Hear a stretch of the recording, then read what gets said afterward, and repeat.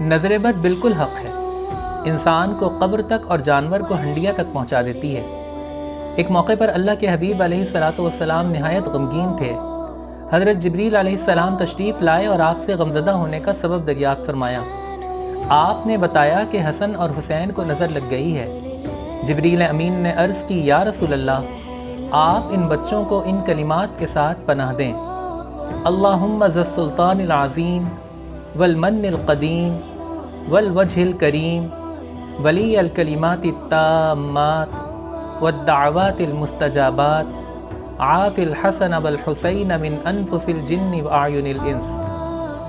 جو ہی آپ علیہ السلام نے یہ دعا پڑھی، بچے اٹھ کھڑے ہوئے اور آپ کے سامنے کھیلنے کودنے لگے۔